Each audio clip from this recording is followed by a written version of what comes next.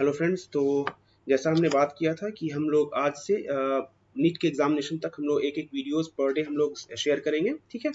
तो आज हम लोग का जो वीडियो है वो इकोलॉजी से हम लोग स्टार्ट कर रहे हैं, क्योंकि इकोलॉजी लास्ट चैप्टर होता है, बहुत बार छूटता है। सो हम लोगों ने डिसाइड किया है कि हम लोग एक इंटीग्रेटेड अप्रोच रखेंगे ताकि हम लोगों का कोई भी चैप्टर छूटे ना, कोई भी टॉपिक छूटे ना, ठीक है। हम लोग ने यहाँ पर जो मटेरियल तैयार किया है बेसिकली ये बेस्ड है प्रीवियस ईयर टॉपिक्स पे। क्वेश्चंस एज पर से डायरेक्टली डिस्कस नहीं होंगे, लेकिन जितने भी टॉपिक्स पिछले बार क्वेश्चन से पूछे गए हैं डायरेक्टली इनडायरेक्टली हमने कोई भी टॉपिक को छोड़ने की कोशिश नहीं की है, ठीक है। तो पहले हम लोग शुरू करते हैं कि आखिरकार इकोलॉजिकल ऑर्गेनाइजेशन होता क्या है, ठीक है। तो इकोलॉजिकल ऑर्गेनाइजेशन शुरू होता है ऑर्गेनिज्म से, ठीक है। एक इंडिविजुअल ऑर्गेनिज्म होता है। ऑर्गेनिज्म के बाद हमारा आता है पॉपुलेशन। पॉपुलेशन में क्या होती है भाई? सिमिलर स्पीशीज होती है, ठीक है। सिमिलर स्पीशीज होती है। कुछ पॉपुलेशन के एट्रीब्यूट्स होते हैं जो हम लोग बाद में पढ़ेंगे आगे, ठीक है।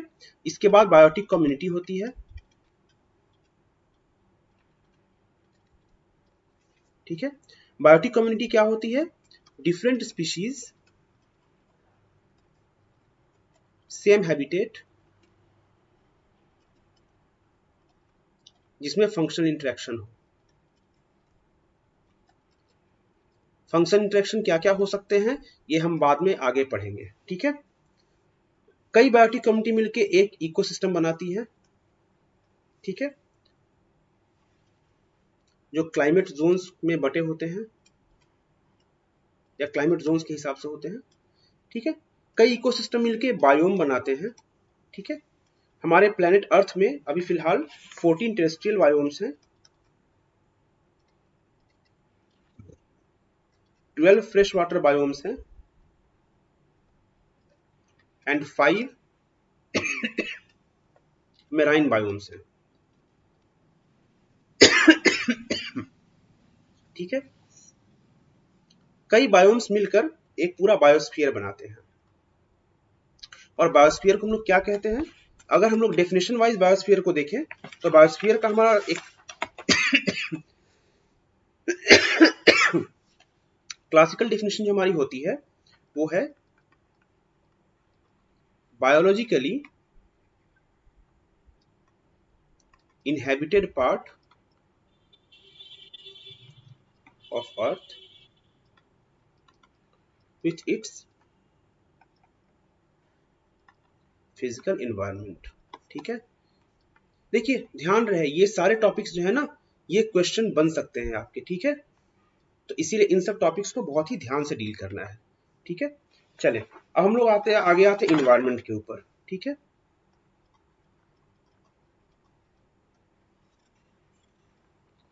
इन्वायरमेंट की डेफिनेशन हमारी कुछ ऐसी है, sum total of abiotic and biotic factors, सारे एबायोटिक और बायोटिक फैक्टर का sum total surrounding and influencing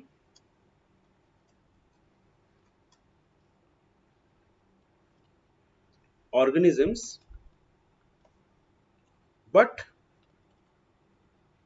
without becoming their constituent part, ठीक है। जितने भी एबायोटिक या बायोटिक फैक्टर्स हैं एक सराउंडिंग एनवायरनमेंट में, वो सारे के सारे जो कि एक ऑर्गेनिज्म को इन्फ्लुएंस कर सकते हैं, ठीक है, लेकिन कभी भी उनका कॉन्स्टिट्यूएंट पार्ट नहीं बनेंगे। इसे हम कहते हैं माहौल, इसे कहते हैं वातावरण, ठीक है। जैसे हमारे आसपास में जो आबो हवा है वो हमें अफेक्ट जरूर करती है। ठंड के मौसम में हम कपड़े पहनते हैं, गर्म कपड़े पहनते हैं, गर्मी के मौसम में हल्के कपड़े पहनते हैं, लेकिन वो ठंड या वो गर्मी या वो जो आबो हवा है, बारिश या कुछ भी, ये हमारे शरीर का पार्ट नहीं बनती कभी भी, ठीक है। इसके बाद हम लोग देखें कितनी तरह के क्लाइमेट जोन्स हैं हमारे यहाँ और क्लाइमेट जोन्स की क्या क्या विशेषताएं हैं। वहां से कई बार क्वेश्चंस आए हैं, एग्जांपल्स पूछे गए हैं, तो चलिए हम उसकी ओर बढ़ते हैं। तो सबसे ध्यान से देखिए, ट्रॉपिकल जोन है, सब ट्रॉपिकल जोन है, टेम्परेट है और आर्कटिक जोन है, ठीक है। अगर हम इसको प्लेनेट अर्थ पे देखें इस तरीके से, तो ऊपर के हिस्से को हम लोग आर्कटिक कहते हैं, उसके हमारे नीचे आता है सब ट्रॉपिकल जोन, फिर आता है टेम्परेट जोन, और सबसे इक्वेटोरियल जोन है उसे हम कहते हैं ट्रॉपिकल जोन। ठीक है, इस तरीके से आपके लिए समझना आसान होगा। ठीक है, तो जो हमारा ट्रॉपिकल जोन है उसका लैटिट्यूड 0 to 20 डिग्री, यानी कि ये वाला इक्वेटर उसके पास का। ठीक है, सब ट्रॉपिकल जोन है 20 to 40 डिग्री। ठीक है, सब ट्रॉपिकल। ठीक है, उसके ऊपर आता है हमारा टेम्परेट जोन, सॉरी ये मैंने एक थोड़ा सा मिस्टेक किया था, टेम्परेट जोन 40 to 60 डिग्री, और टेम्परेट के ऊपर सबसे पीक पे है वो है आर्कटिक जोन, जो लगभग लगभग पोलर जोन होता है। ठीक है, ट्रॉपिकल जोन जैसा कि आप देख पा रहे हैं कि इक्वेटर के पास होते हैं, गर्मी बहुत ज्यादा होगी तो average temperature more than 24 degrees होता है।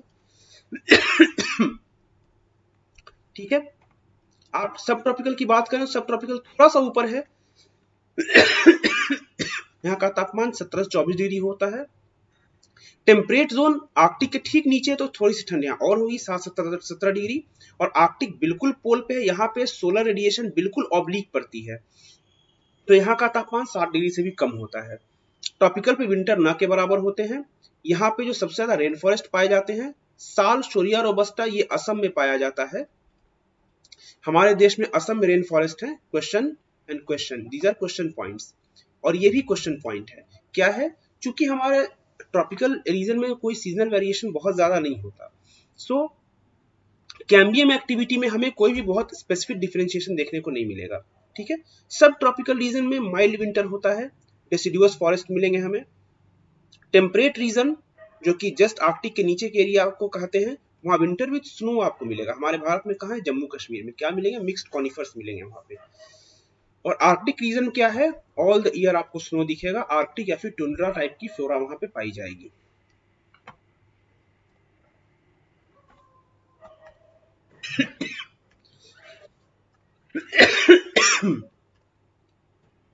ओके फाइन, अब हम लोग आगे चलते हैं हैबिटेट्स पे।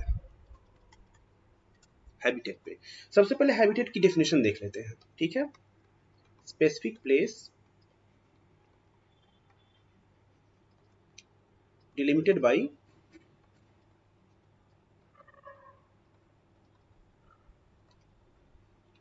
combination of factors,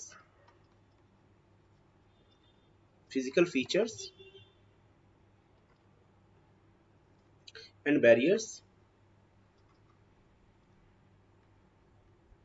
where a community resides। ठीक है, तो हैबिटेट बेसिकली एक क्षेत्र होता है जो कि कई तरह के फिजिकल बैरियर से या कई तरह कुछ स्पेसिफिक फीचर्स से, वो फीचर्स इन्वायरमेंटल फीचर्स हो सकते हैं, टेरेस्ट्रियल फीचर्स हो सकते हैं, या क्लाइमेटिक फीचर या अदर फीचर्स हो सकते हैं। उसमें एक कम्युनिटी रहती है जिसके अंदर के सारे इंटरेक्शंस होते हैं। इस तरह के एक स्पेसिफिक प्लेस को हम लोग एक हैबिटेट कहते हैं। ठीक है, ओके फाइन। क्वेश्चन पॉइंट हम आपको यहाँ पे देने जा रहे हैं कि किस तरह के हैबिटेट में किस तरह के एनिमल्स मिलते हैं या फ्लोरा मिलता है, तो उसे हम लोग एक बार थोड़ा सा ध्यान में रखेंगे। क्वेश्चन आ चुका है इसीलिए मैं थोड़ा सा इस पर फोकस करना चाहूंगा। ठीक है, तो यदि हम बात करें सॉल्टी एरिया की, तो वहां मिलेंगे हमें हेलोफाइल्स। ठीक है, यदि हम बात करें हॉट स्प्रिंग्स की, तो वहां हमें मिलेंगे थर्मोएसिडोफिल्स।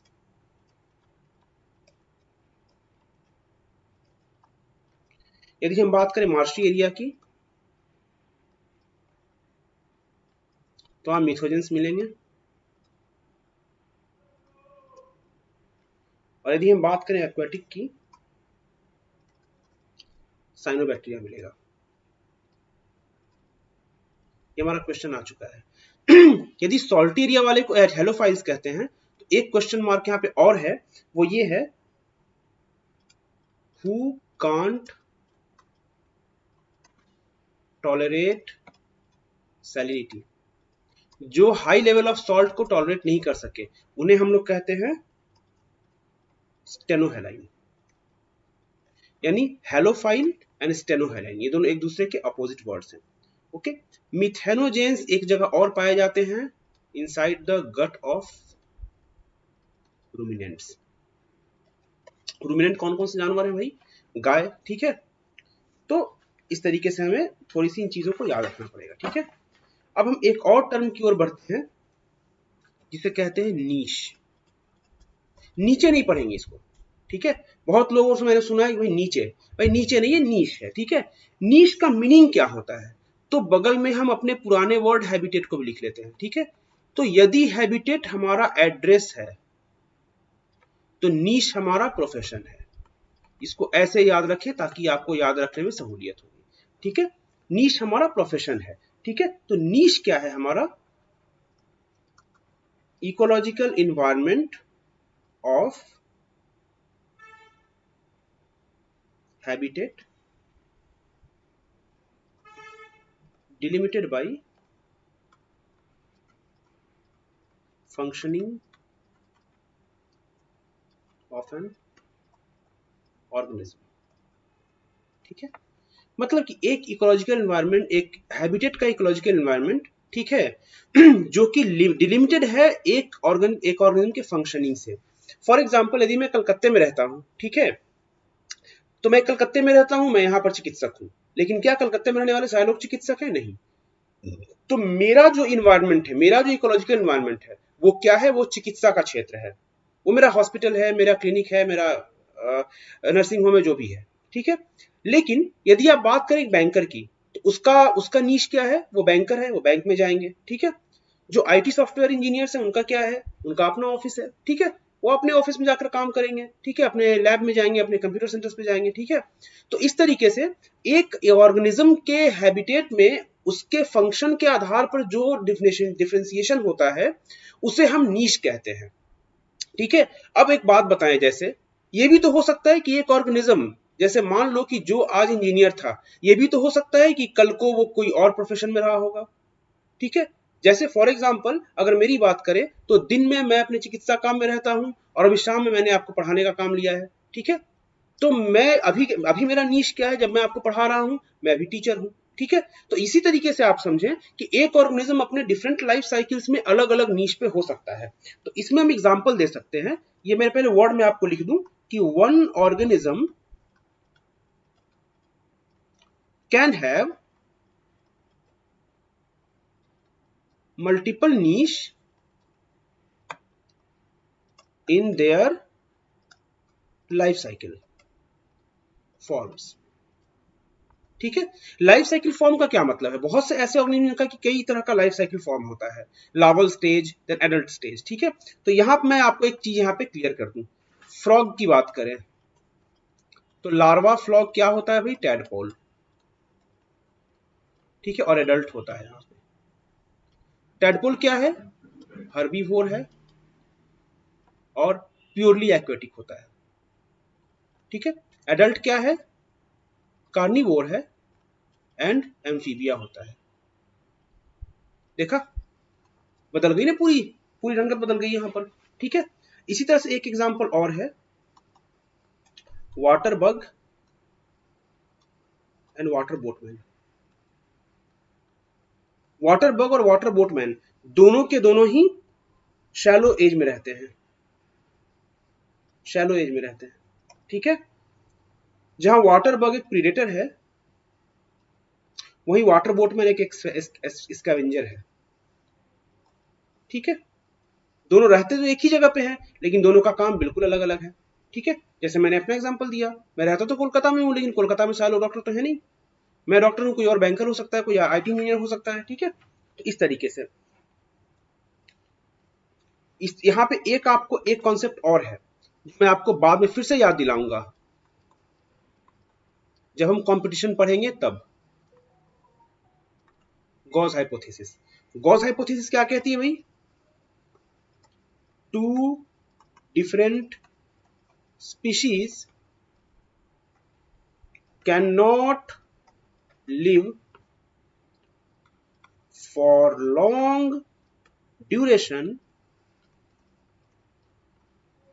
इन सेम निश। मतलब यदि मैं भी एक काम कर रहा हूं और दूसरा व्यक्ति भी एक काम कर रहा है, तो ये बहुत दिन तक नहीं रख सकता और मैं एक साथ, हम दोनों एक साथ नहीं रख सकते। कैसे भाई, मान के चलो मैंने एक दुकान खोली बगल में, मोबाइल रिचार्ज की, बगल में मेरे दूसरे व्यक्ति ने भी एक और मोबाइल रिचार्ज की दुकान खोल ली, ठीक है। अभी तक मैं इस नीश में अकेला था, अब ये भी आ गया, अब कंपटीशन हुई, ठीक है, तो कंपटीशन हुई तो किसी न किसी एक की सेल तबाह होगी, कोई न किसी एक को भागना पड़ेगा उस जगह से, या तो जगह छोड़ दो यानी हैबिटेट चेंज कर दो, या तो अपना मोबाइल दुकान को छोड़ के तुम समोसे की दुकान खोल लो भाई। समझ गए बात को?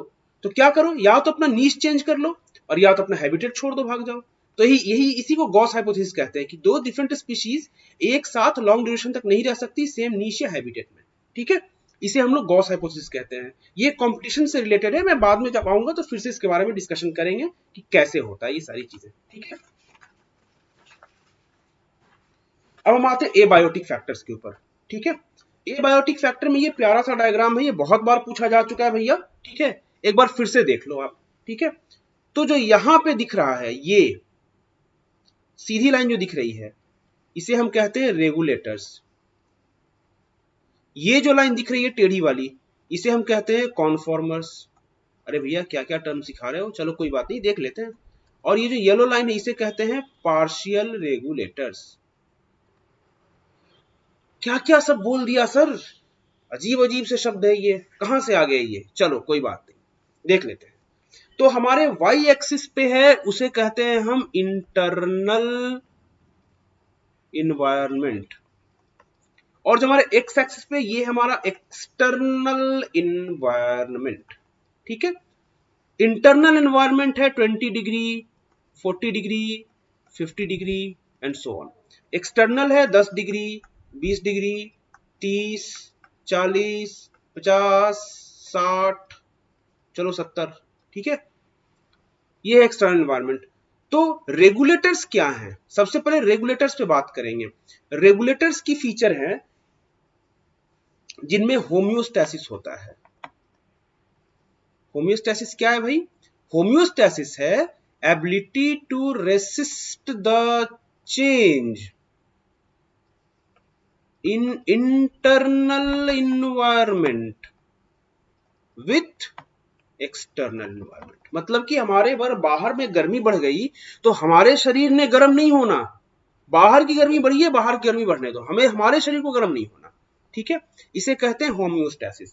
दूसरी चीज क्या है, इन्हें कहते हैं एंडोथर्म्स। रेगुलेटर्स की बात हो रही है भैया अभी, ठीक है, इनको इनको कहते हैं एंडोथर्म्स। एंडोथर्म्स का मतलब इनके शरीर का अंदरूनी तापमान होता है, ठीक है। तीसरी इनकी खासियत क्या है, can live in wide range of climatic zones. अलग अलग तरह क्लाइमेटिक जोन में बड़े आराम से रह पाते हैं ये, ठीक है। और खासियत क्या है इनकी, मोर एक्टिव, बड़े एक्टिव होते हैं ये, ठीक है। और क्या है भाई, कंज्यूम मोर एनर्जी, ज्यादा एनर्जी की जरूरत पड़ती है इन्हें, ठीक है। और एक लास्ट होता है क्या भाई, लार्ज इन साइज, बड़े साइज के होते हैं ये लोग, ठीक है। तो ये सारी चीजें जो है ये हमारे रेगुलेटर्स की खासियत है, ठीक है। चलो रेगुलेटर्स तो हो गए, अब आते हैं अगले चीज पे, कॉन्फॉर्मर्स। देखो भाई ऐसा है, मैं जल्दी जल्दी आगे निकल रहा हूं, आपका काम है वीडियो रोक के नोट्स को बनाते रहना, ठीक है, क्योंकि यदि इसमें से पॉइंट छूटा तो आपको क्वेश्चंस भारी पड़ जाएंगे फिर।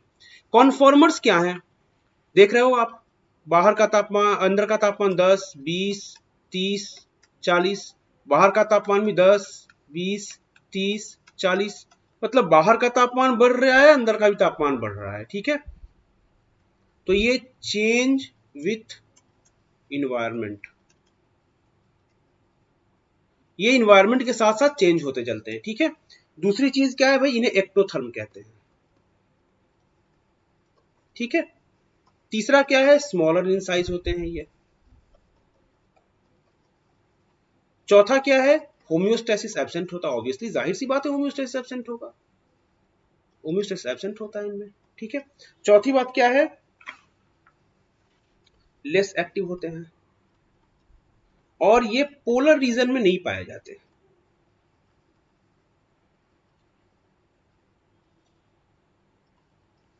इसके अलावा स्मॉल ऑर्गेनिजम्स भी नहीं पाए जाते पोलर रीजन में।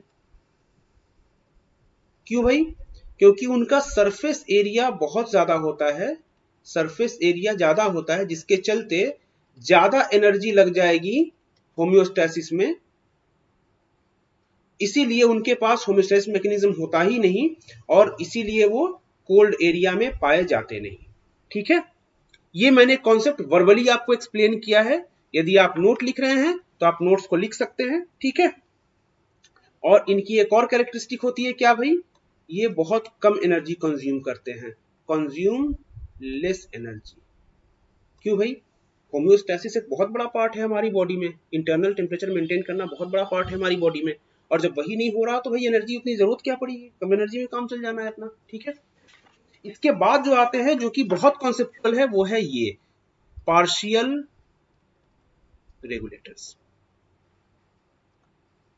ठीक है, पार्शियल रेगुलेटर में आप एक कॉन्सेप्ट समझो, इस टेम्परेचर रेंज में मान के चलो ये था करीब 30 और ये था करीब 50 डिग्री, तो इस टेम्परेचर रेंज में तो इन्होंने अपने होम्योस्टेसिस को परफॉर्म किया, लेकिन जैसी सर्दियां पड़नी शुरू हुई दे टर्न कन्फॉर्मर्स। ठीक है, अब कन्फॉर्मर होने पे क्या होगा, तापमान घटेगा, तापमान घटने से क्या होगा, एंजाइमेटिक रिएक्शन कमजोर पड़ेंगे और इनकी जान पे बना जाएगी, सर्वाइवल पे मुसीबत आ जाएगी, survival will be risky, survival पे इनके प्रॉब्लम आ जाएगी। तो ये क्या करते हैं इससे बचने के लिए, इससे बचने के लिए इनके पास कुछ डिफेंसिव मैकेनिज्म्स हैं, डिफेंसिव स्ट्रेटजीज होती हैं इनके पास। क्या है भाई, पहला है माइग्रेशन।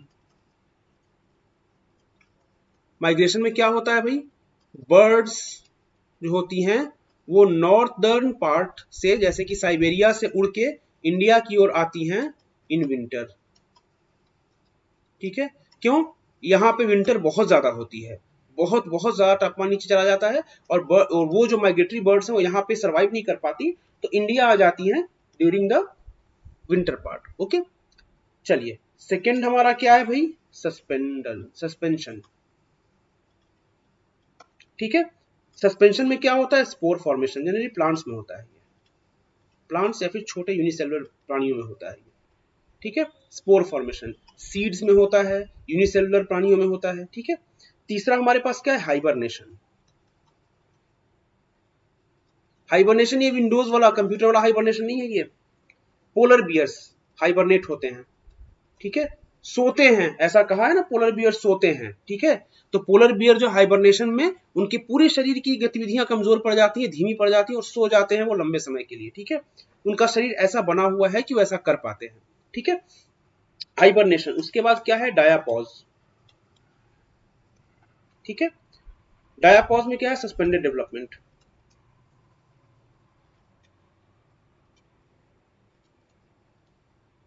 ठीक है, उसके बाद क्या है, एस्टिवेशन। एस्टिवेशन कौन दिखाते हैं भाई, कुछ स्नेल्स की प्रजातियां होती हैं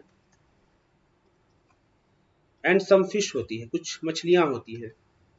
कब होती हैं, ड्रॉट में, ड्रॉट एंड समर में। जब सूखा पड़ता है तो ये क्या करते हैं, अपने आप को एस्टिवेशन में डाल लेते हैं ताकि किसी भी तरह के आप गर्मियों से होने वाले नुकसान से, जो कि जबकि पानी नहीं रहता तो उस नुकसान से आप बच सके। तो डिफेंसिव स्ट्रेटजी आप याद रखें, migration, suspension, hibernation, diapause and aestivation. ये क्वेश्चन क्वेश्चन क्वेश्चन ये क्वेश्चन पॉइंट हो सकता है, कैसे, आपको पूछ दिया जाएगा भैया कि इसमें से कौन सा जो है वो पार्शियल रेगुलेटर्स फॉलो नहीं करते हैं। ठीक है, वहां पे आपको इसे देखना पड़ेगा। चलो भाई, अब हम लोग आते हैं पॉपुलेशन पे एक बार फिर से। पॉपुलेशन की कुछ कैरेक्टरिस्टिक मैंने आपको बोली थी कि हम लोग आगे पढ़ने वाले हैं कि पॉपुलेशन की कुछ कैरेक्टरिस्टिक्स होती हैं। ठीक है, तो पॉपुलेशन की कैरेक्टरिस्टिक नंबर 1 होती है बर्थ रेट, नंबर 2 होती है डेथ रेट, नंबर 3 होती है सेक्स रेशियो और नंबर 4 होता है age distribution. Birth rate equals to total birth by population. ठीक है, तो हम कैसे देखेंगे, मान लो यदि 10 बच्चे पैदा हुए और पहले की पॉपुलेशन 100 थी तो 10/100 यानी 0.1 पर कैपिटा। ठीक है, डेथ रेट, अगर 100 व्यक्ति थे 5 मर गए तो कितना हुआ भाई, 5 मरे, पॉपुलेशन 100 थी, 0.05 पर कैपिटा। ठीक है। सेक्स रेशियो क्या है भाई, फीमेल बाय मेल, जिससे क्या पता चलेगा कितनी फीमेल पर 1000 मेल अवेलेबल है। ठीक है। एज डिस्ट्रीब्यूशन, इसको थोड़ा सा हम बहुत विस्तार से पढ़ने वाले हैं, ठीक है, क्योंकि इसमें हम लोग पिरामिड्स आएगा। ठीक है। चलिए हम लोग आते हैं एज डिस्ट्रीब्यूशन पे। एज डिस्ट्रीब्यूशन में हम 3 तरह की चीजें पढ़ते हैं, एक है एक्सपेंडिंग, एक है स्टेबल पॉपुलेशन और एक है डिक्लाइनिंग पॉपुलेशन। ठीक है। Expanding, stable and declining. Expanding किसको कहते हैं, कुछ इस तरीके का हमारा एज का पिरामिड दिखेगा। ये है प्री रिप्रोडक्टिव फेज, ये है रिप्रोडक्टिव फेज और ये है पोस्ट रिप्रोडक्टिव फेज। ठीक है। प्री रिप्रोडक्टिव फेज बहुत ज्यादा होते हैं, रिप्रोडक्टिव अपेक्षाकृत कम होते हैं और पोस्ट रिप्रोडक्टिव सबसे कम होते हैं। ये एक्सपेंडिंग होता है, इसमें हमारी पॉपुलेशन बढ़ रही होती है। ठीक है। स्टेबल फेज में क्या होता है, लगभग सिमिलर दिखेगा लेकिन ऑलमोस्ट बराबर। Reproductive phase and pre reproductive phase में ऑलमोस्ट बराबरी होती है। पोस्ट रिप्रोडक्टिव फेज इसकी अपेक्षा, एक्सपेंडिंग की अपेक्षा ज्यादा होते हैं। ठीक है। इसमें ना घटता है ना बढ़ता है, बल्कि ये कांस्टेंट होता है पॉपुलेशन हमारा। और डिक्लाइनिंग फेज में कुछ इस तरीके का होता है, यह है प्री, यह है रिप्रोडक्टिव और यह है पोस्ट। पोस्ट रिप्रोडक्टिव और रिप्रोडक्टिव फेज के अपेक्षाकृत ज्यादा होते हैं, प्री रिप्रोडक्टिव कम होते हैं। यहाँ पे डिक्लाइन हो रही होती है। अभी डेवलप्ड कंट्रीज की पॉपुलेशन मोर और लेस इसी दिशा में जा रही है, डेवलप्ड नेशंस की, खास करके यूरोपियन नेशंस की। ठीक है। बहुत सिंपल, बहुत सीधे तरीके से है। ठीक है। इसके बाद हम जब ये देखेंगे कि पॉपुलेशन को अफेक्ट करने वाले मूल कारण कौन कौन से हैं, तो ये है हमारा पॉपुलेशन। ठीक है। ये आपने बहुत बार इस तरह के डायग्राम को देखा होगा, लेकिन इतना ही मुश्किल नहीं है समझना जितना कि लगता है। इमिग्रेशन एंड बर्थ, ये ऐड करते हैं पॉपुलेशन को। ठीक है। एंड एमिग्रेशन यानी बहिरागमन और डेथ, ये पॉपुलेशन को रिड्यूस करती है। ठीक है। नेटिलिटी कहते हैं बर्थ को, डेथ को फर्टिलिटी कहते हैं। ठीक है। ये हमारा एक बहुत ही बेसिक डायग्राम है जो एनसीईआरटी में मौजूद है। इसे एक बार अच्छे से स्टडी करेंगे, कुछ भी नहीं है इसमें। इमिग्रेशन को आई से डिनोट करते हैं, बर्थ को बी से डिनोट करते हैं, इमिग्रेशन को ई से डिनोट करते हैं, डेथ को डी से डिनोट करते हैं। ठीक है। बहुत ही सिंपल चीज है, बहुत ही आसान है समझना इसे, बस थोड़ा सा आप समय देंगे इसे आराम से कर पाएंगे। और जनरली इस चार्ट से क्वेश्चन बहुत सिंपल सीधा होता है, या तो आपसे कोई एक कुछ पॉपुलेशन का एक नंबर दे देगा और वैल्यू पूछेगा, या फिर आपको सिंपली इस चार्ट के बारे में एक डिस्क्रिप्शन पूछेगा। ठीक है, कोई एक जगह ब्लैंक छोड़कर। तो इसीलिए इसे थोड़ा सा आपको ध्यान से देखना पड़ेगा। अगली बार जो हम लोग आ रहे हैं वो है ग्रोथ मॉडल्स पे। इसे समझना आपके लिए बहुत ही ज्यादा जरूरी है, क्योंकि मेरा ऐसा यकीन है कि इस बार आपको कोई ना कोई क्वेश्चन यहां से मिल सकता है। ठीक है। तो एक ग्रोथ मॉडल हमारा एक्सपोनेंशियल होता है और दूसरे को हम बोले हैं लॉजिस्टिक। ठीक है। एक्सपोनेंशियल ग्रोथ मॉडल हमारा क्या कहता है कि ग्रोथ हुआ और होते ही चला गया। ठीक है। तो ये लॉजिकल नहीं लग रहा कि भाई 1 से 2 हुआ, 2 से 4 हुआ, 4 से 8 हुआ, से 16 हुआ, 32 हुआ। ये तो वैसी कहानी लग रही है ना कि एक शतरंज के, अगर एक मैं शतरंज का जो ये है ना, मैं एक बोलूं कि एक देना है, दूसरे पे 2 देना है, तीसरे पे 4 देना है, चौथे पे 8 देना है, तो पता चला कि आप 30 या 32 तक ही पहुंचते पहुंचते पूरी तरह से आप कंगाल हो चुके होंगे, क्योंकि ये कंपाउंडिंग है, ये प्योर कंपाउंडिंग है। प्योर कंपाउंडिंग कभी एग्जिस्ट नहीं करती। ठीक है। तो प्रैक्टिकली इम्पॉसिबल है ये, प्रैक्टिकली इम्पॉसिबल। क्यों भाई, रिसोर्सेज नहीं है हमारे पास। ठीक है। प्रीडेशन का खतरा है, प्लस कंपटीशन बीच में आ जाएगा। ठीक है। अगर हम देखें अगर हम देखें एक्सपोनेंशियल में, एक्सपोनेंशियल ग्रोथ में अगर हम लोग देखें, तो जो मॉडल हम फॉलो करते हैं वो कुछ इस तरह का इक्वेशन है, dn by dt equal to r into n। यहाँ n है population at time t, dn is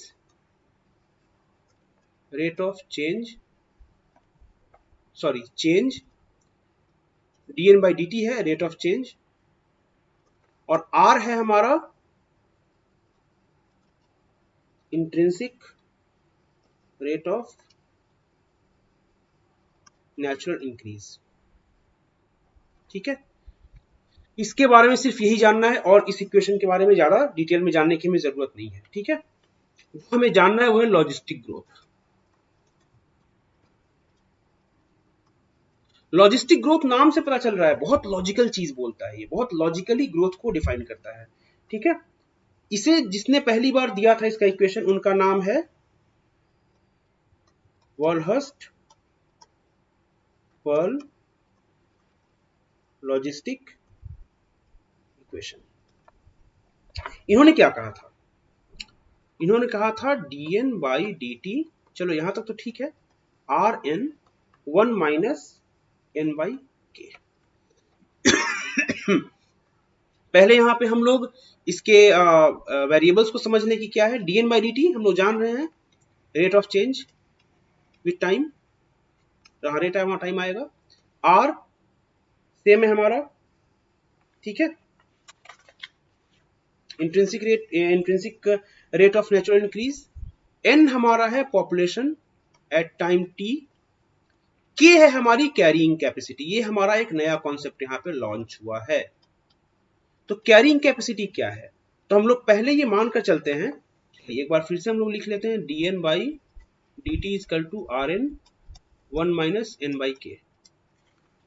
तो let n equals to k, ठीक है, तो dn by dt equal to rn 1 minus 1 equal to 0, dn by dt equal to 0, मतलब कि हमारा जो रेट ऑफ इंक्रीज है ये हो गया 0, यानी no growth in population any more.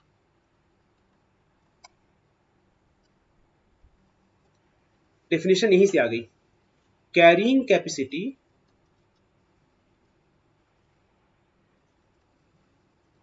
is the limit of population beyond which no further expansion can be seen। ठीक है, हमेशा इसको याद रखना। ठीक है, 2 मिनट वीडियो को पॉज करके इस चीज को लिख लो, ये आपके बहुत काम आने वाली है। ठीक है, क्योंकि मुझे ऐसा लगता है कि ये इस बार के एग्जाम के लिए आपके लिए इंपॉर्टेंट हॉट टॉपिक हो सकता है। ठीक है, चलिए अब हम लोग आते हैं आर सिलेक्शन एंड के सिलेक्शन पे। ठीक है, आर सिलेक्शन एंड के सिलेक्शन एक्चुअली क्या है, ये basically longevity of life versus उनके पॉपुलेशन के ऊपर एक किया गया एक मतलब एक एनालिसिस है कि आखिरकार ये होता कैसे है। ठीक है, तो आर सिलेक्शन में जो भी प्राणी सिलेक्ट किए गए नेचर के द्वारा और के सिलेक्शन में उनके कुछ कैरेक्टरिस्टिक्स होते हैं।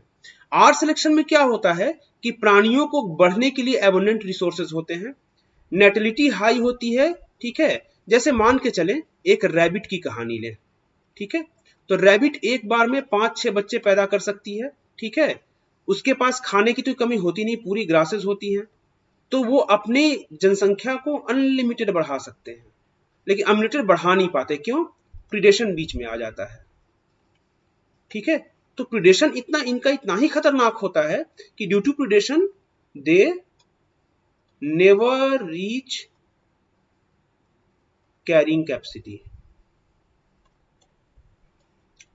इनका प्रीडेशन इतना ही ज्यादा होता है कि कभी अपनी कैरिंग कैपेसिटी तक पहुंच ही नहीं पाते। ठीक है, तो इनकी कैरेक्टरिस्टिक क्या हुई, एबंडेंट रिसोर्सेज, ग्रासेस बहुत ज्यादा हैं, हाई नेटिलिटी, बहुत ज्यादा बच्चे पैदा कर रहे हैं, group loyalty in parenting is developed. भैया पेरेंटिंग इंसानों में भी होती है, लेकिन मैं उस पेरेंटिंग की बात कर रहा हूं जिसमें अपने बच्चों को सच में खतरों से बचाना होता है हर रोज। ठीक है, स्मॉल इन साइज, जनरली ऐसे एनिमल्स बहुत छोटे होते हैं, हाई प्रीडेशन और seldom reaches carrying capacity, predation ज्यादा होने के चलते कैरिंग कैपेसिटी बहुत कम होती है, एग्जांपल है हमारा रैबिट। के सिलेक्शन का सबसे अच्छा एग्जाम्पल है वोल्फ। क्यों भाई? 1 से 2 बच्चे पैदा होंगे, ठीक है, कम बच्चे पैदा होते हैं, ठीक है, लॉन्ग लाइफ होती है, या इंसान भी इसी में आते हैं भाई, मैन भी इसी में आते हैं, लॉन्ग लाइफ होती है, ठीक है। इसके चलते क्या होता है कि जनरली बच्चे तो कम पैदा हुए, नेटलिटी लो रही, लेकिन साइज ज्यादा बड़ी हो गई इनकी, ठीक है, मोर एनर्जी कंज्यूम करेंगे, ठीक है। इस वजह से ये पॉपुलेशन हमेशा ही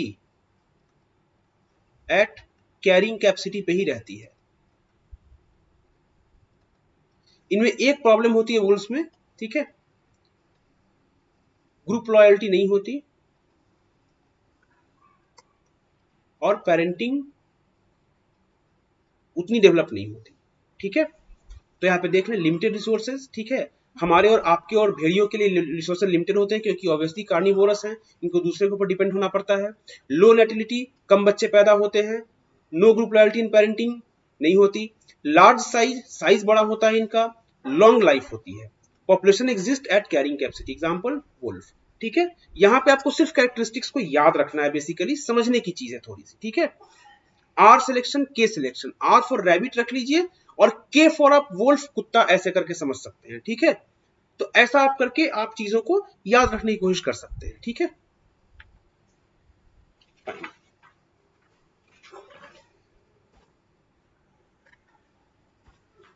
अब हम लोग आते हैं इंटर स्पीसीज रिलेशनशिप में।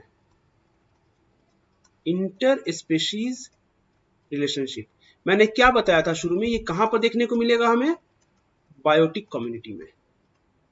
तो बायोटिक कम्युनिटी जो है, यानी कम्युनिटी, उस लेवल पे हमें पहली बार ये देखने को मिलेगा, ठीक है। तो पहला है प्रीडेशन। प्रीडेशन का मतलब क्या है भाई? बड़े ने छोटे को खा लिया, तो जिसको खाया उसका फायदा और जिसको खाया उसकी मौत। कार्निवोरस, लायन ऑन गोट, ठीक है। कंपटीशन, कंपटीशन में क्या है भाई? कंपटीशन में कहानी कुछ ऐसी है कि एक सुंदर लड़की थी और 2 लड़के थे, दोनों लड़कों को उस लड़की से प्यार हो गया, लड़की को इस बारे में कोई पता नहीं था, दोनों लड़कों ने आपस में लड़ाई की, दोनों का सर फूट गया, इसका भी नुकसान उसका भी नुकसान। गॉस हाइपोथेसिस, ठीक है। गॉस हाइपोथेसिस आपको याद है, मैंने शुरू में कहा था, वापस जाके आप नोट्स को एक बार देख लीजिए। पैरासिटिज्म, पैरासिटिज्म में क्या है भाई? पैरासिटिज्म का कॉन्सेप्ट ये है कि एक पैरासाइट हमेशा दूसरे का खून चूसता रहता है, ठीक है। तो एक का फायदा, पैरासाइट का फायदा, दूसरे का नुकसान, ठीक है। एक्टोपैरासाइट जो हमारे बॉडी सरफेस पे होते हैं, एंडोपैरासाइट बॉडी कैविटी में होते हैं, ठीक है। ब्रूड पैरासिटिज्म ये करती है, ये कोयल करती है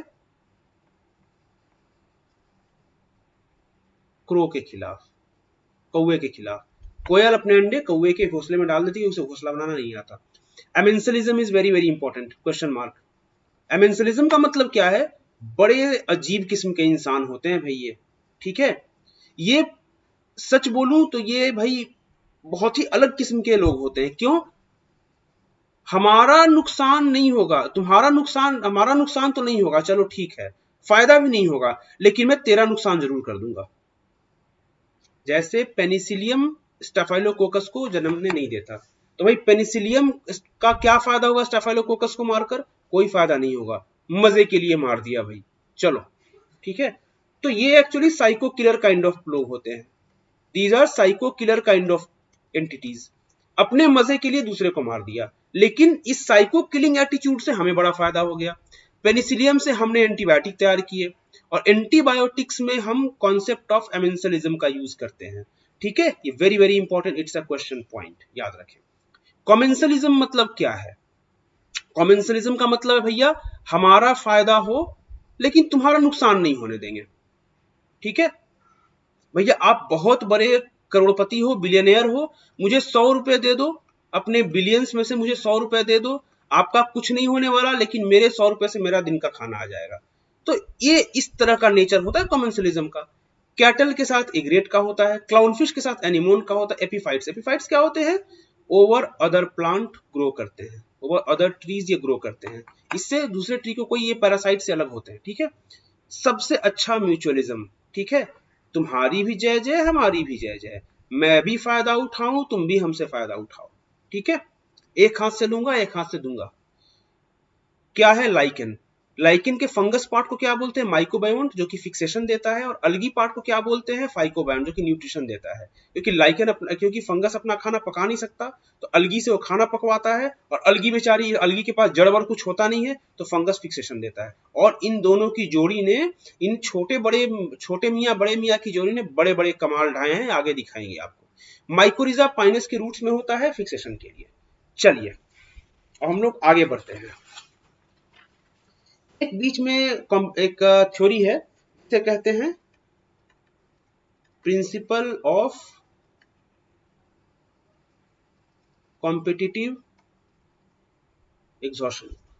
ठीक है, प्रिंसिपल ऑफ कॉम्पिटिटिव एग्जॉशन क्या कहता है भाई, कि यदि हम किसी एक ऐसे व्यक्ति को इंट्रोड्यूस करें जो कि ज्यादा फास्ट हो, ज्यादा कैपेबल हो, तो जो दूसरा इनकैपेबल है वो इसके सर्वाइवल पे वो अफेक्ट कर देगा। जैसे एबिंगडॉन टॉर्टोइज खत्म होने के कगार पर आ गए जब हमने गोट्स को इंट्रोड्यूस किया गैलापागोस आइलैंड पर। क्यों भाई? गोट्स बहुत जल्दी जल्दी घास खा लेती थी, फास्ट ग्रेजर्स थी, और ये बेचारे स्लो थे, तो इन्होंने सारा घास खा लिया, तो इनके पास खाने के लिए कुछ बचा नहीं, भूखे मरने शुरू हो गए ये लोग। ठीक है, तो ये आपको ध्यान रखना है, प्रिंसिपल ऑफ कॉम्पिटिटिव एग्जॉशन। ठीक है, अब आते हैं हम लोग अगले मेजर टॉपिक पर, जिसका नाम है इकोसिस्टम। इकोसिस्टम में सबसे पहले हम लोग देखेंगे प्रोडक्टिविटी। ठीक है, दो तरह की होती है, एक होती है प्राइमरी और दूसरे को बोलते हैं सेकेंडरी। ठीक है, प्राइमरी प्रोडक्टिविटी दो टाइप की होती है, एक होती है नेट प्राइमरी प्रोडक्टिविटी, एक होती है gross primary productivity. Okay sorry, मुझे ये उल्टा पढ़ाना था, ग्रॉस प्राइमरी प्रोडक्टिविटी या नेट प्राइमरी प्रोडक्टिविटी। चलो ये भी ठीक है। ठीक है, ग्रॉस प्राइमरी प्रोडक्टिविटी का मतलब क्या होता है? Total organic matter synthesized by producers per unit time and area। ठीक है, एनपीपी का मतलब क्या होता है?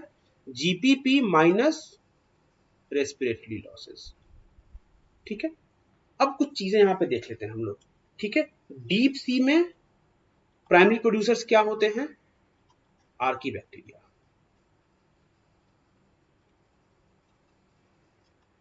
ठीक है, एंड हाईएस्ट प्रोडक्टिविटी कहां की होती है?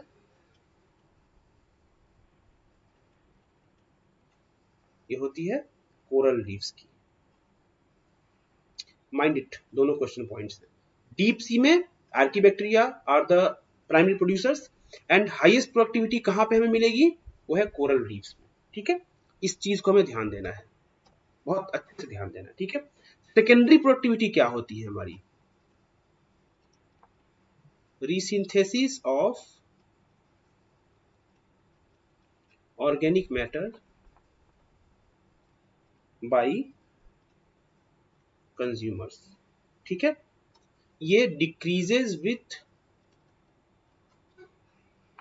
Each trophic level. ठीक है, ये हो गया हमारा basic structure.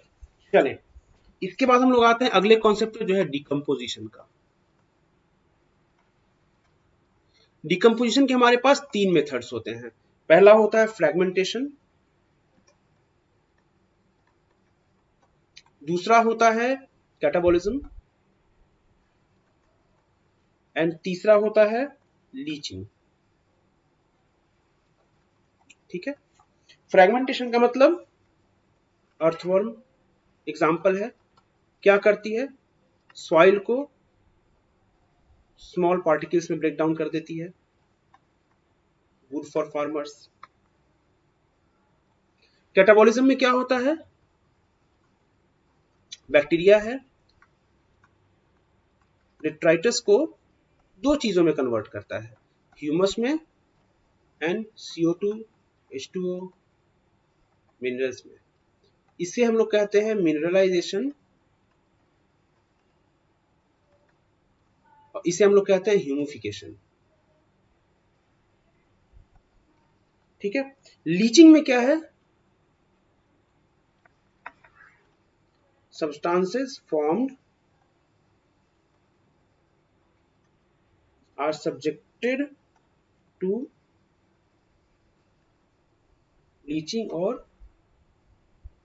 passes to deep soil। ठीक है। जो भी हमारे सब्सटेंस फॉर्म हुए ये वाटर के थ्रू जाके डीप सॉइल में सेटल डाउन कर जाएंगे। ठीक है। तो ये होता है हमारा डिकम्पोजिशन का पूरा प्रोसेस। पहले फ्रेगमेंटेशन हो गया, ठीक है, फिर बैक्टीरिया ने आके डेट्राइटस को ह्यूमिफिकेशन और मिनरलाइजेशन किया, और फिर बाद में लीचिंग क्या हुआ कि विथ वाटर ये डीप सॉइल में जाके सेटल डाउन कर गए। इस पूरे कॉन्सेप्ट को आपको अच्छे से याद रखना है, यहां से क्वेश्चंस दागे जा सकते हैं।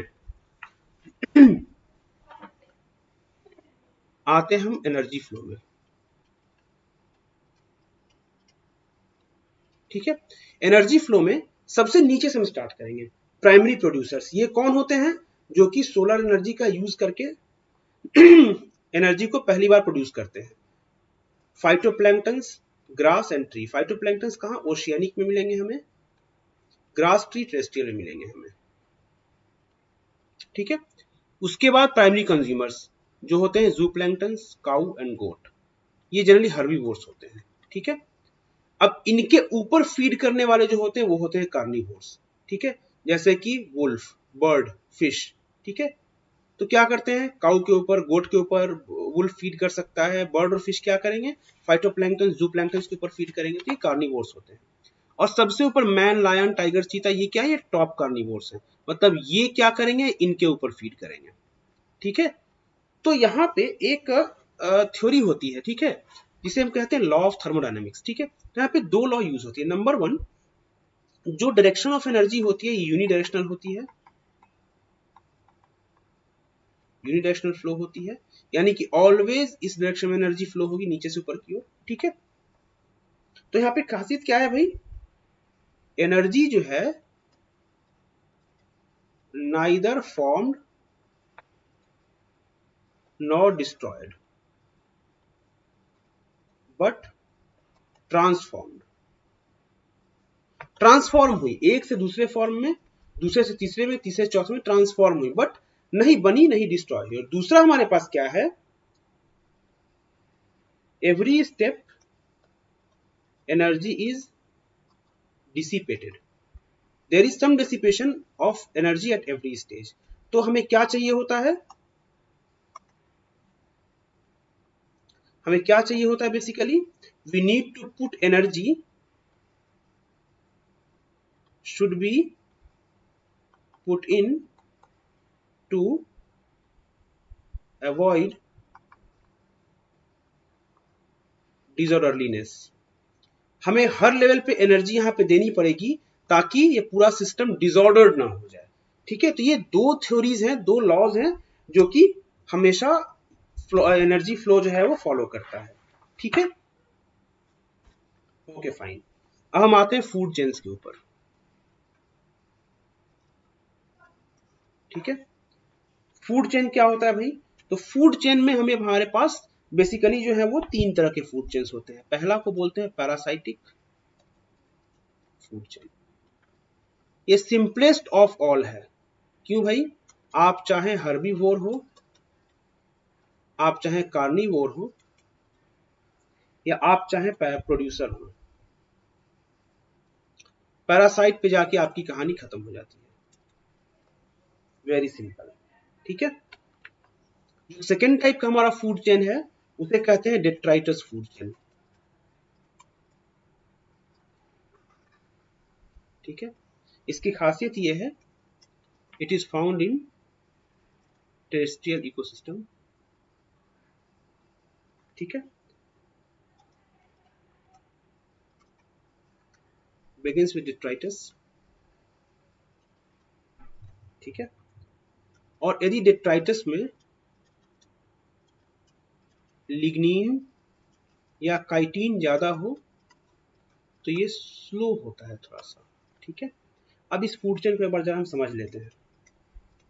डेट्राइटस को अर्थवर्म ने खाया, अर्थवर्म को स्पैरो ने खाया, स्पैरो को फाल्कन ने खाया, ठीक है। उसी तरीके से अर्थवर्म को फ्रॉग ने खाया, फ्रॉग को स्नेक ने खाया, एंड सो ऑन, ठीक है। तो ये क्या है, टेरेस्ट्रियल में एग्जिस्ट करता है, ठीक है। इसे टेरेस्ट्रियल इकोसिस्टम में एग्जिस्ट करेगा ये। दूसरा है हमारा, तीसरा हमारा जो और अंतिम है वो है grazing food chain. Grazing food chain ये कहाँ एग्जिस्ट करता है, टेरेस्ट्रियल में तो कर ही सकता है, कोई बड़ी बात नहीं है। इसके अलावा ये एक्वेटिक में एग्जिस्ट करता है, ठीक है। कैसे भाई, ग्रास है, काऊ ने खाया, लायन ने खाया, ये हमारा टेरेस्ट्रियल में एग्जिस्ट किया, ठीक है। ग्रास फिश ने खाया, या ग्रास इंसेक्ट्स ने खाया, इंसेक्ट्स को फिश ने खाया, फिश को बड़ी फिश ने खाया, ठीक है, एंड सो ऑन, ठीक है। अब यहां आते हैं अगले कॉन्सेप्ट जिसे कहते हैं फूड वेब। दोस्तों एक बात ध्यान रखना, फूड चेन जो है ना ये नेसेसिटी है, ये हमारी जरूरत है, लेकिन जो फूड वेब है ना ये हमारा चॉइस है, ये हमारी लग्जरी है, ये हमारा टेस्ट है। क्यों भाई, घास खाने वाली मिली बकरी और बकरी को खा गया इंसान। क्या बकरी इंसान के लिए थी? नहीं भाई, बकरी तो शेर के लिए थी, इंसान बीच में खा गया, ठीक है। घास खाने वाला मिला अर्थवर्म, अर्थवर्म को खाई मुर्गी और मुर्गी को खा गया इंसान। मुर्गी को लाया शेर ने खाना था, इंसान खा गया, ठीक है। शेर को बकरी नहीं मिली, शेर भी इंसान को खा गया। आदमखोर शेर होते हैं ना भाई, तो भाई शेर को, इंसान शेर के लिए तो नहीं था, पर शेर को क्या सूझा भाई, तुमने मेरी बकरी खाई मैं तुझे खा जाऊंगा, ठीक है। तो यहां क्या है, ये है चॉइस एंड टेस्ट। तो food web is based on taste, और जनरली इन जनरल यही हमारा आइडियल सिनेरियो है जो हमारे बाहर में जो देखा जाता है, जो हमारे एक्चुअल दुनिया में जो पाया जाता है वो यही फूड वेब है, ठीक है।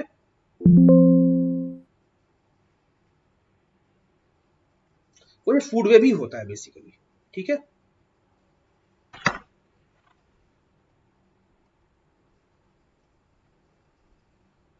ओके, एक हमारे पास है रूल, जिसे हम लोग कहते हैं रेनॉल्ड लिंडमैन रूल, ठीक है। ये क्या कहता है, 10% of energy is transferred to next trophic level. Producer के पास अगर 1000 जूल है तो प्राइमरी कंज्यूमर के पास 100 जूल एनर्जी जाएगी, कार्निवोर के पास 10 जूल जाएगी और टॉप कार्निवोर के पास 1 जूल जाएगी, ठीक है। एनर्जी हमेशा घट रही है ऊपर की ओर। तो इसका मतलब क्या हुआ, एनर्जी पिरामिड जो होगा वो हमेशा ही अपराइट होगा। क्यों भाई, नीचे एनर्जी हमेशा ज्यादा रहेगी और ऊपर हमेशा कमती जाएगी, तो इसलिए एनर्जी पिरामिड जो होता है, so energy pyramid is always upright, ठीक है। क्वेश्चन, ये क्वेश्चन पॉइंट है, इसे ध्यान रखना, ठीक है। एंड दूसरा हमारा पॉइंट क्या है, इसके अलावा ये इस रूल के अंतर्गत नहीं है, दूसरा हमारा पॉइंट है कि 50% of all solar energy radiation is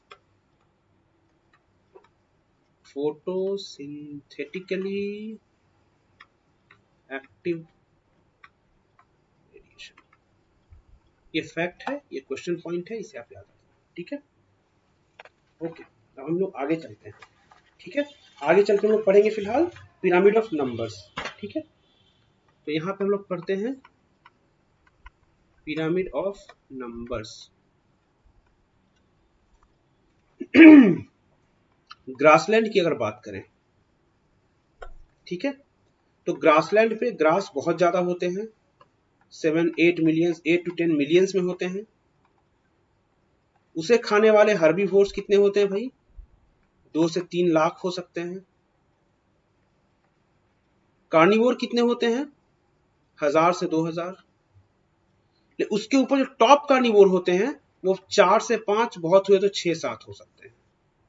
ठीक है, तो top carnivores are very less. Grassland में top carnivores are very less. ठीक है, ये हमेशा ध्यान रखना। And large number of primary producers, PP very high. ठीक है, दूसरा है टेरेस्ट्रियल, सब सेम रहेगा, बस जो टॉप कार्निवोर है वो रिलेटिवली ज्यादा होंगे, बाकी सारी चीजें सेम रहेंगी। ठीक है, अब एक बात ध्यान रखते हैं, एक एग्जांपल हम लोग लेते हैं, वो है ट्री इकोसिस्टम का। ट्री इकोसिस्टम में क्यों रहा, क्योंकि यहां पे हम इन्वर्टेड नंबर पिरामिड देखते हैं। इन्वर्टेड नंबर पिरामिड क्यों भाई, ये है ट्री जो एक है, इसके ऊपर बर्ड्स हैं जो 500 हैं, और हर बर्ड के ऊपर जो पैरासाइट है वो 1,00,000 है। तो नंबर जो है वो उल्टा नीचे से ऊपर की ओर जा रहा है। ठीक है, क्योंकि एक पेड़ पर कई सारी चीजें, उसके ऊपर और बहुत सारे पैरासाइट्स। ठीक है, तो ये होता है हमारा number of pyramid of number, sorry number pyramid, जो कि हमारा ट्री इकोसिस्टम में इन्वर्टेड होता है। ठीक है, अगला आते हैं हम लोग पिरामिड ऑफ बायोमास। ठीक है, पिरामिड ऑफ बायोमास जनरली सीधा होता है, लेकिन इन्वर्टेड कहां पे मिलेगा हमें, इन्वर्टेड मिलेगा ओशियानिक में। क्यों, ओशियानिक में बायोमास फाइटोप्लैंक्टन होते हैं सबसे पहला, जो कि बहुत हल्के होते हैं, उनके ऊपर जू प्लैंक्टन्स आते हैं, उनके ऊपर फिशेज आती हैं, उनके ऊपर टॉप कार्निवोर्स आते हैं। तो फाइटोप्लैंक्टन का बायोमास बहुत कम होता है, बहुत कम होता है, इसे सबसे नीचे आते हैं, लेकिन प्राइमरी प्रोड्यूसर सही है। तो डिस्पाइट ऑफ द फैक्ट, आप यहां पर एक बात ध्यान रखना, डिस्पाइट ऑफ द फैक्ट कि बायोमास बहुत कम है, लेकिन एनर्जी सबसे ज्यादा यही प्रोड्यूस करते हैं। तो एनर्जी अभी भी 1000 जूल, 100 जूल, 10 जूल और 1 जूल। एनर्जी पिरामिड अभी भी सीधी रहेगी। हाँ, बायोमास उल्टा हो गया चलेगा, लेकिन एनर्जी पिरामिड उल्टी हो जाए ये चल ही नहीं सकता। एनर्जी पिरामिड हमेशा प्रोड्यूसर से कंज्यूमर की ओर जैसे जाएगा तो हमेशा इरेक्ट रहेगा। तो ओशियनिक में हम क्या देखते हैं, energy erect, number erect, but biomass inverted. Very very important question point. ठीक है, इस तरीके से आपको पिरामिड्स का कॉन्सेप्ट डेवलप करना पड़ेगा, सो दैट आप क्वेश्चंस को इजीली टैकल कर सके। ठीक है,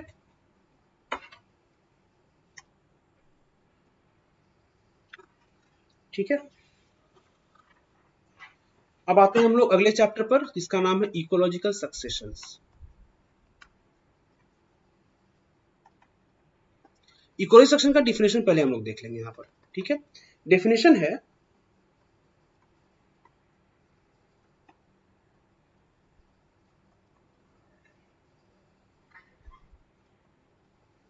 natural development of a series of biotic communities at the same site, one after another, till a climax community develops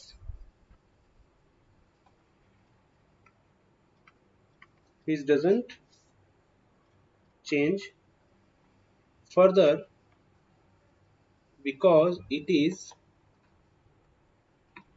in perfect harmony with environment in place. Natural development of a series of biotic communities, biotic communities की एक series जो कि एक के बाद एक same जगह पे होगी, और ये तब तक होता रहेगा जब तक कि एक ऐसी क्लाइमेक्स कम्युनिटी यानी कि अंतिम कम्युनिटी ना डेवलप कर जाए जो कि फर्दर चेंज नहीं करेगी, क्योंकि वो एक परफेक्ट हार्मोनी में होती है उस इन्वायरमेंट के साथ, उसका बहुत अच्छा से तालमेल बैठ जाता है। ठीक है, सबसे पहले हम लोग देखेंगे लिथोस्फीयर या जीरोस्फीयर कहते हैं इसे।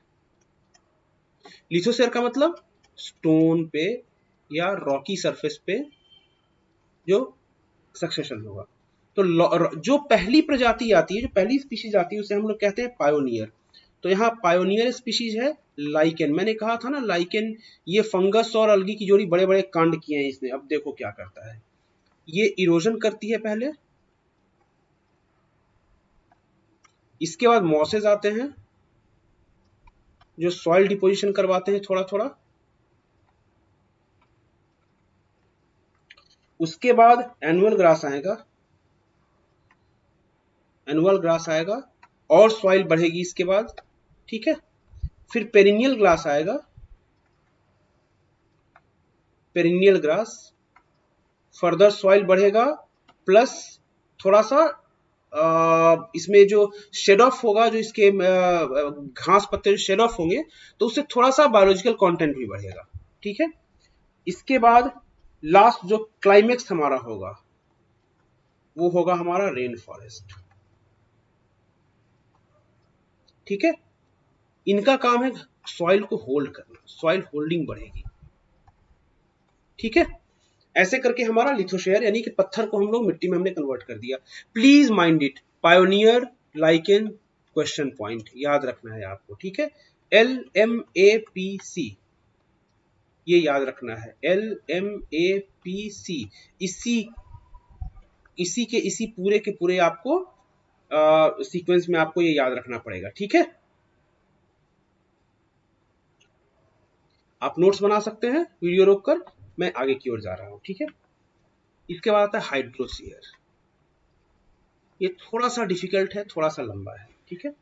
यहाँ पे पायोनियर क्या होता है, हाइड्रोस्फीयर नाम से है, ऑन वाटर बॉडीज, ठीक है। यहाँ पे पायोनियर क्या होता है, प्लैंक्टन्स।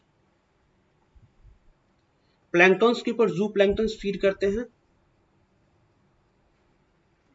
और जब ये डेड हो जाते हैं तो ये जाके सबमर्ज कर जाते हैं नीचे और वहां पे ऑर्गेनिक मैटर का जन्म देते हैं, ऑर्गेनिक मैटर। और ये ऑर्गेनिक मैटर एक अच्छे क्ले का निर्माण करती है जहां पे कि सबमर्ज प्लांट्स का फॉर्मेशन होता है, सबमर्ज प्लांट्स उगते हैं, ठीक है। सबमर्ज प्लांट्स के बाद अब कौन कौन से प्लांट उगते हैं भाई, एग्जाम्पल है हाइड्रीला, पोटामोगेटॉन, वालिसनेरिया। मैं यहाँ पे एग्जाम्पल इसे दे रहा हूं भैया क्योंकि ये क्वेश्चन पूछा गया है, ये क्वेश्चन पॉइंट है, ठीक है। सबमर्ज प्लांट्स के बाद हमारे आएंगे फ्लोटिंग प्लांट्स, ठीक है। फ्लोटिंग प्लांट्स के एग्जाम्पल कौन से हैं भाई, निलंबो, निम्फिया, न्यूफा, ठीक है। फ्लोटिंग प्लांट्स के बाद हमारे पास क्या आएंगे, रीड स्वैम्प्स। रीड स्वैम्प्स के एग्जाम्पल क्या है भाई, एम्फीबियंस कहते हैं इन्हें, ठीक है। ये एकदम किनारे में होते हैं, शैलो प्लांट में होते हैं, आधे अंदर डूबे आधे बाहर डूबे हो सकते हैं, ठीक है। एम्फीबियंस होते हैं, क्या क्या होते हैं भाई, फ्रैगमिट्स होते हैं, टाइफा होते हैं, फ्रैगमिट्स एंड टाइफा, ठीक है। इसके बाद हमारा अगला क्या है भाई, मार्श मीडोज। मार्श मीडोज में क्या आते हैं, साइपेरस एंड जूनूस। ये हमें याद रखने पड़ेंगे भाई, एग्जांपल्स बहुत जरूरी है यहाँ पे। इसके बाद आएगा स्क्रब। स्क्रब क्या होता है,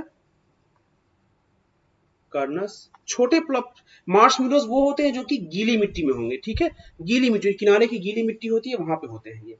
इसमें इसके बाद कर्नस और आल्नस, कर्नस एंड आल्नस। स्क्रब के बाद हमारा क्लाइमेक्स हो जाता है जो होगा फॉरेस्ट, ठीक है। यहाँ पे मार्श मीडोज, साइप्रस जूनस ये क्वेश्चन आ चुका है, आल्नस क्वेश्चन आ चुका है, फ्रेगमेटिस टाइफा क्वेश्चन आ चुका है, निलिम्बो, निम्फा, न्यूफा क्वेश्चन आ चुका है, ठीक है। ये very very very very very important है, बहुत इंपॉर्टेंट है भैया। हाइड्रोस्फीयर इज वेरी इंपॉर्टेंट, ठीक है। लिथोस्फीयर याद रखना ना रखना तुम्हारी मर्जी, हाइड्रोस्फीयर जरूर याद रखना, ठीक है। आप एक बार इसे अच्छे से लिख लो, ठीक है। यदि कोई तरह की प्रॉब्लम होती है नीचे पूछ सकते हो आप, और मैं अगले पे जा रहा हूँ। वीडियो पॉज करके लिखना अगर लिखने का मन हो तो, ठीक है। थोड़ी सी जानकारी लेते हैं secondary succession.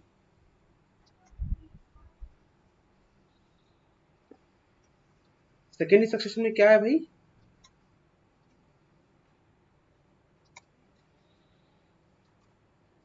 Secondary bear area क्या होता है? After fire, over grazed area,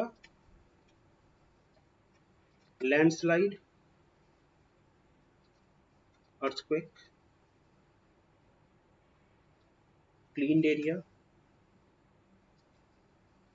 इन सब जगहों पे यदि दोबारा सक्सेशन होता है तो उसे सेकेंडरी सक्सेशन कहते हैं, ठीक है। बहुत ज्यादा जानने की जरूरत नहीं है, बहुत छोटा फैक्ट यहाँ पे दिया है, ठीक है। न्यूट्रिएंट साइकिल पे अब हम थोड़ी सी जानकारी यहाँ पे ले लेते हैं।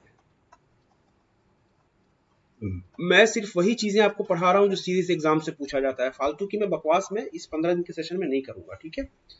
तो सबसे पहले हम लोग पढ़ेंगे कार्बन साइकिल, ठीक है। कार्बन साइकिल की खासियत क्या है? ये एक गैसियस साइकिल है। गैसियस साइकिल किसे कहते हैं? गैसियस साइकिल कहने का मतलब है कि हमारा जो रिजर्वॉयर पूल है ये या तो एटमॉस्फेयर होगा या हाइड्रोस्फीयर होगा, ठीक है।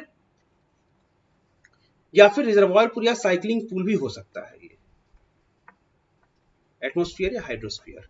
एंड जो एक्सचेंज होगा वो वेपर या गैसेस के फॉर्म में होगा, ठीक है। इसे कहते तो कार्बन साइकिल इसी वजह से गैसियस साइकिल में काउंट होता है, ठीक है। अब हम लोग देख लेते हैं जरा कि आखिरकार ये कार्बन साइकिल का बहुत बेसिक में मैं आपको बताने जा रहा हूं, ठीक है। रिजर्वॉयर पूल होता है लिथोस्फीयर, जो बर्निंग या डिकम्पोजिशन के बाद रिलीज होगा, ठीक है। साइक्लिंग पूल होता है हमारा हाइड्रोस्फीयर एंड एटमॉस्फेयर, ठीक है। साइक्लिंग पूल उसे कहते हैं जहां से हमारा इजीली एक्सचेंज इज पॉसिबल, उसे हम कहते हैं साइक्लिंग पूल, ठीक है। जहां से इजी एक्सचेंज पॉसिबल है हमारा एबायोटिक और बायोटिक फैक्टर्स के बीच में, ठीक है। यहां पे साइक्लिंग पूल में कौन प्रोड्यूस करेगा? फाइटोप्लैंक्टन्स। अब यहां पे कुछ फैक्ट्स जान लेते हैं हम लोग, ठीक है।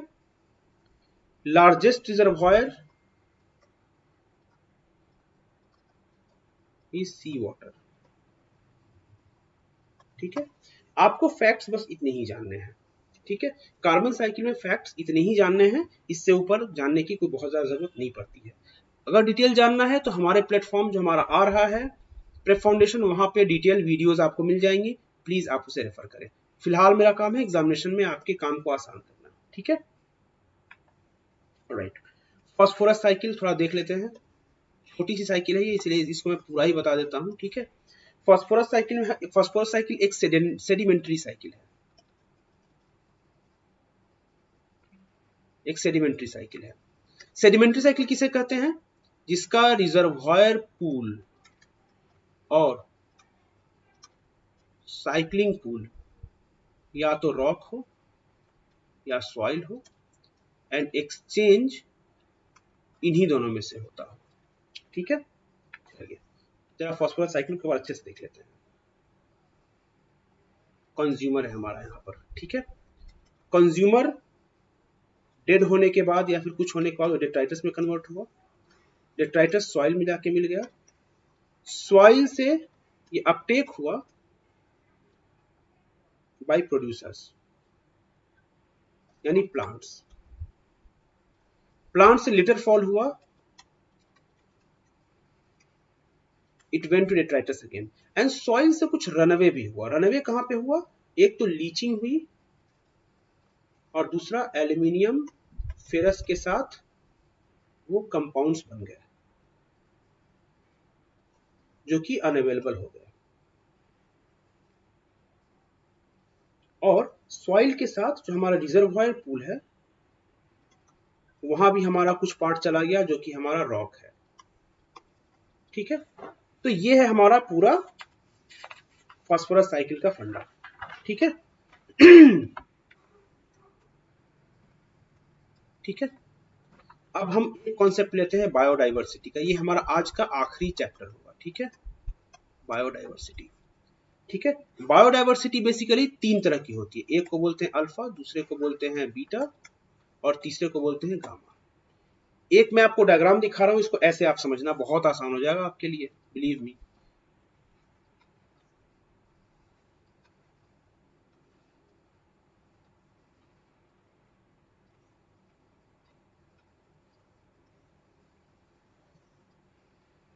ठीक है, अल्फा बायोडायवर्सिटी जो होती है वो एक लिमिटेड होती है एक स्पेसिफिक हैबिटेट और एक कम्युनिटी के बीच में। ठीक है, एक कम्युनिटी या एक हैबिटेट की अगर डाइवर्सिटी हमने स्टडी की तो उसे हम लोग अल्फा बायोडाइवर्सिटी बोलते हैं। यदि हम लोग दो कम्युनिटी के बीच को तुलनात्मक अध्ययन किया, दो कम्युनिटी के या दो हैबिटेट के बीच की स्पीशीज का हमने कंपैरिजन किया, तो वो हो गई हमारी बीटा बायोडाइवर्सिटी। ठीक है, और हमने एज अ होल एक पूरे लैंड एरिया को अगर स्टडी किया तो वो हो गई हमारी गामा बायोडाइवर्सिटी। ठीक है, तो गामा बायोडाइवर्सिटी जो होती है हमारे इंटायर लिटोरल जोन या फिर एक पूरी सी शोर, एक पूरी सी शोर की हो सकती है, इंटायर स्लोप ऑफ माउंटेन हो सकता है, पूरे इंडिया की लेवल की हो सकती है। ठीक है, अल्फा क्या हो सकता है भाई, स्मॉल एरिया। ठीक है, बीटा क्या हो सकता है, बिटवीन टू कम्युनिटीज और इकोसिस्टम के बीच अगर हमने डाइवर्सिटी को स्टडी किया है तो वो है बीटा डाइवर्सिटी। ठीक है, और इसकी बीटा डाइवर्सिटी की खासियत होती है divided by clear Jio margins, geographical margin से डिवाइडेड होते हैं ये लोग। ठीक है,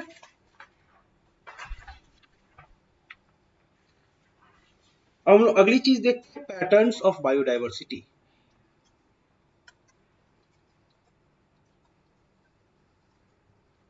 ठीक है, पैटर्न्स ऑफ बायोडाइवर्सिटी में हम लोग दो तरह के पैटर्न्स को देखेंगे। एक है हमारा लैटिट्यूड वेरिएशन और दूसरा है हमारा स्पीशीज एरिया रिलेशनशिप। ठीक है, ये दिया था हमें अलेक्जेंडर वॉन हम्बल ने। ठीक है, दोनों को एक एक करके देख लेते हैं। लैटिट्यूड वेरिएशन कुछ ऐसा होता है हमारा, ये क्या है हमारा नंबर ऑफ स्पीशीज, और ये हमारा लैटिट्यूड 10 डिग्रीज, 20, 40, 60, 80। तो जैसे जैसे हम लोग नॉर्थ की ओर जा रहे हैं हम देख रहे हैं कि हमारी स्पीशीज घटती जा रही हैं। ठीक है, तो ये हमारा लैटिट्यूड वेरिएशन, इसे हम लोग लैटिट्यूड वेरिएशन कहते हैं। नॉर्दर्न एरिया की ओर जाते समय, आर्कटिक की ओर जाते समय हमारी नंबर ऑफ स्पीशीज जो है वो घटती चली जाती है। ठीक है, और दूसरा है हमारा स्पीशीज एरिया रिलेशनशिप। ये थोड़ा सा आपको समझने की बात है यहां पर। ठीक है, एक हमारा कर्व ऐसा है, दूसरा ऐसा है। इस कर्व का इक्वेशन है s equal to c a to the power z। ठीक है, यहां पे s जो है वो है स्पीशीज रिचनेस। ठीक है, c है y इंटरसेप्ट, a है एरिया, एंड z है हमारा रिग्रेशन कोएफिशिएंट। ठीक है अब अगर हम इसी इक्वेशन को लें s equal to c a to the power z लें, तो आप देख पा रहे हैं कि जैसे जैसे ये बढ़ता जा रहा है हमारे लिए इंटरप्रेट करना मुश्किल होता जा रहा है। इन दो के बीच में इंटरप्रेट करना हमारे लिए बहुत मुश्किल होता जा रहा है। ठीक है, तो हम लोग लॉग ले लेते हैं। तो लॉग s इक्वल टू, यदि लॉग c मल्टीप्लीकेशन जहां पे होता है वहां पे लॉग एडिशन होता है, तो लॉग c प्लस और पावर वाला सामने आ जाता है मल्टीप्लाई में, तो लॉग a। इस तरीके से हम देख पा रहे हैं कि ये पूरा का पूरा एक लीनियर इक्वेशन में कन्वर्ट हो गया है। जो एक पहले एक पैराबोलिक इक्वेशन था वो एक लीनियर इक्वेशन में कन्वर्ट हो गया है। तो हम लोगों ने अपने ईज के लिए लीनियर इक्वेशन लिया, ठीक है। तो इसे हम जो ये रिलेशन जिन्होंने दिया था उनका नाम था अलेक्जेंडर वॉन हम्बोल्ट। उन्होंने ही पहली बार ये रिलेशन हमें दिया था, ठीक है। आपको इस रिलेशन को याद रखना है और कंटिन्यू करना है, ठीक है। और मुझे कमेंट बॉक्स में जरूर बताएं कि आपको ऐसे क्वेश्चंस मिले या नहीं इस नीट एग्जाम में। मेरा मानना है कि ये भी आपके लिए बहुत इंपॉर्टेंट क्वेश्चन पॉइंट हो सकता है क्योंकि पहले पूछा जा चुका है ये चीज, ठीक है। अब हम आते हैं लॉस ऑफ बायोडाइवर्सिटी। तो लॉस ऑफ बायोडाइवर्सिटी में हम एक वर्ड पढ़ते हैं जो होता है the evil quartet. Evil quartet में 4 फैक्टर्स होते हैं। पहला है loss of habitat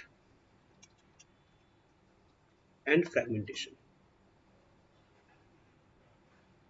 loss of habitat, हम इंसान थे, जंगलों को काट दिया, लॉस ऑफ हैबिटेट, ये मोस्ट इंपॉर्टेंट है, ठीक है। सेकेंड है हमारा ओवर एक्सप्लॉइटेशन। जैसे डोडो 600 साल पहले मॉरिशस में लुप्त हो गया, ठीक है। पैसेंजर पेंगुइन लुप्त हो चुका है, ठीक है। क्वेश्चन पॉइंट्स है भैया, याद रखना, ये तो क्वेश्चन आ चुका है ऑलरेडी, ठीक है। तीसरे नंबर पे हमारा आता है एलियन स्पीशीज इन्वेशन।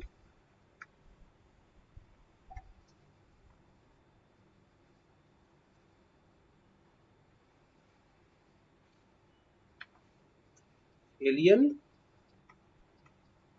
स्पीशीज इन्वेशन, यहां पे क्या हुआ है भाई, एग्जांपल्स याद रखना आप बस, ठीक है। क्लैरियस गैरिएपिनस, ये थी एक एक्सोटिक कैटफिश वैरायटी है, ठीक है। एक्सोटिक कैटफिश थी एक, इसे इंडियन वाटर्स में लाया गया तो क्लैरियस बैक्टेरियस जो कि इंडियन कैटफिश है या वाटर कैटफिश है, इसकी सर्वाइवल पे खतरे आ गए, ठीक है, क्योंकि इसने कॉम्पीट किया इसके रिसोर्सेज के साथ। दूसरा एग्जांपल है वाटर हाइसिंथ, ठीक है। वाटर हाइसिंथ को हमने लाया था इंडिया में ये सोच के कि वाटर पोल्यूशन पे काबू पाया जाएगा, लेकिन इसने पूरी की पूरी वाटर बॉडीज का ही बेड़ा गर्क कर दिया, पूरी की पूरी वाटर इकोसिस्टम को हिला के छोड़ दिया, एक्वेटिक वाइल्ड लाइफ की ऐसी की तैसी कर दी, ठीक है।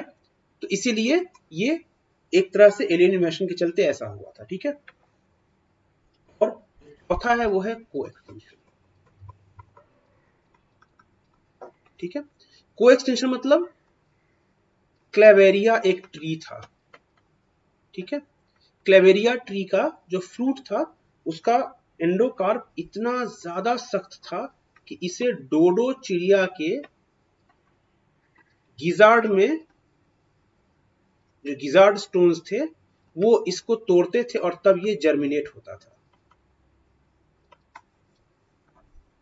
डोडो बर्ड एक्सटिंक्ट हो गई। क्लेवेरिया आज दुनिया में सिर्फ 13 पेड़ बचे हुए हैं। इनके लिए क्या किया जा रहा है, टर्की पक्षी को इंट्रोड्यूस किया जा रहा है इस उम्मीद में कि शायद टर्की पक्षी ये काम जो कर सकता था डोडो बर्ड कि उसे जनरेट करने में हेल्प करना, तो इसलिए इंट्रोडक्शन ऑफ टर्की किया गया ताकि इसको बचाया जा सके। अभी मुझे अपडेट नहीं पता क्या हुआ है, ठीक है। और इसके बाद हम अंतिम चीज पे आते हैं जो हमारा लास्ट टॉपिक है आज का, जो है conservation. In Situ and ex situ. इन सिटू का मतलब है जो प्लांट, जो जानवर नेचुरल हैबिटेट में है उसे वहीं पे हम कंजर्व करने की कोशिश करते हैं। एक्स सिटू में क्या है, आउटसाइड नेचुरल हैबिटेट इन कैप्टिविटी। क्या करते हैं, किसी बाघ के बच्चे को, टाइगर कब को हमने अपनी कैप्टिविटी में लिया, वहां पे उसे पाल पोस कर बड़ा किया और फिर उसे grown up in captivity and release after acclimatisation, हमने उसे बाहर छोड़ दिया, ठीक है। यहां पे क्या है, सिर्फ प्रीडेटर से बचा के रखते हैं। इन सिटू में क्या, प्रीडेटर से हम लोग बचा के रखते हैं, ठीक है। रिकवर्स इन नेचुरल एनवायरनमेंट, अगर ये इंडेंजर्ड है तो ये खुद ब खुद रिकवर करेगा अपने नेचुरल एनवायरनमेंट में, जबकि यहां पे सारे एडवर्स फैक्टर से बचा के रखते हैं, ठीक है। इसके एग्जांपल्स क्या है? हॉटस्पॉट है, प्रोटेक्टेड एरिया है, बायोस्फीयर रिजर्व्स हैं, नेशनल पार्क्स हैं। यहाँ seed bank, botanical garden, zoological garden. Zoological garden चिड़ियाघर आप कहते हो, चिड़ियाघर, ठीक है। जानवरों को बाहर से लाया, पाला पोसा, या तो वहां देखने के लिए छोड़ दिया, बड़े हो गए, बहुत ज्यादा इंडेंजर्ड है तो वापस उनको वाइल्ड में छोड़ दिया, ठीक है। तो फ्रेंड्स, ये था हमारा इकोलॉजी और बायोडायवर्सिटी का एक छोटा सा लेक्चर। उम्मीद करते हैं कि आपको काफी काम आया होगा ये लेक्चर, और मैक्सिमम मैंने कोशिश की है कि सारे चैप्टर्स को, सारे जो क्वेश्चन जहां जहां से आए हैं वो सारे टॉपिक्स में कवर करूं। कमेंट बॉक्स में जरूर बताइएगा कि आपको ये कैसा लगा, और फर्दर वीडियो मैं आपको एग्जाम तक हर अल्टरनेट डे में वीडियोस डालता रहूंगा। कुल मिला के 8-10 वीडियोस में मैं पूरी की पूरी बायोलॉजी खत्म करने का प्रयास करूंगा, ठीक है। तो इसी के साथ चलते हैं, विदा लेते हैं अब। Good night and take care, all the best.